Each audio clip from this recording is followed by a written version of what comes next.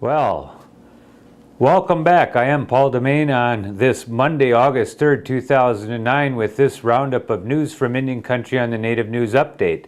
These stories and others can also be found at our website, IndianCountryNews.com and IndianCountryTV.com. Here are the news stories for this day from Off the Wires and other Native news sources.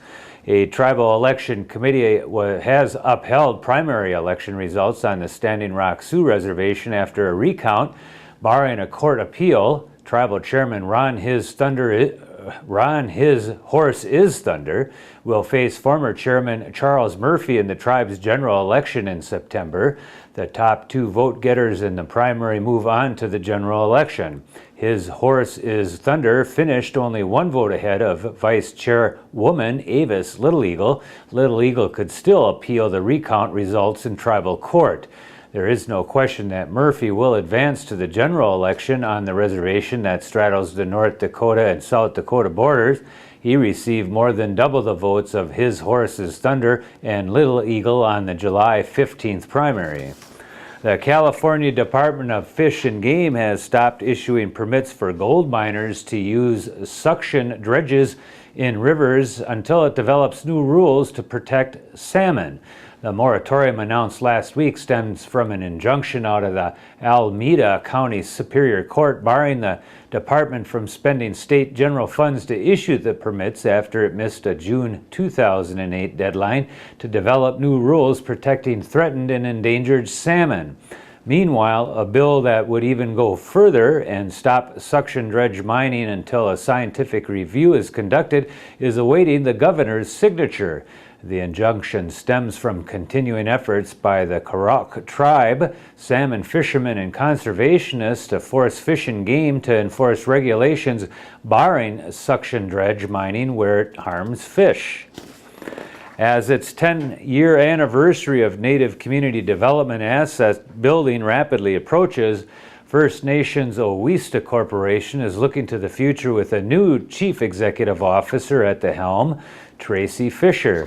Fisher, a member of the Cheyenne River Sioux Tribe, is an attorney and previously served as Owista's Director of the Enterprise and Entrepreneurship Development Department, providing training and technical assistance to Native communities.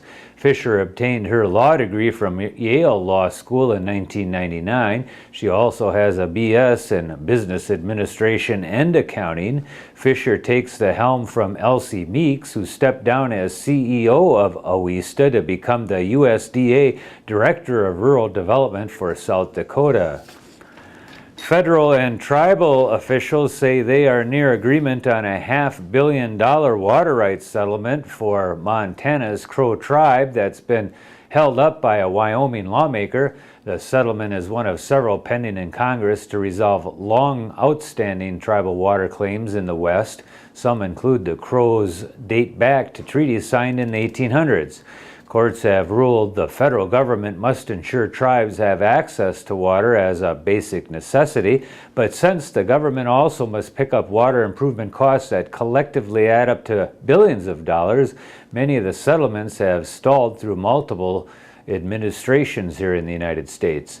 The Crow Compact faces an added wrinkle. Republican U.S. Senator John Barrasso in Wyoming has blocked the measure since last year over concerns it could weaken his state's influence over the region's scarce water supplies. The Crow's water would be drawn from the Bighorn River and Bighorn Lake, which stretches from Wyoming downstream into neighboring Montana. An interstate squabble between Kentucky and Ohio over an 8-ton rock pulled from the Ohio River nearly 2 years ago has taken a confusing twist.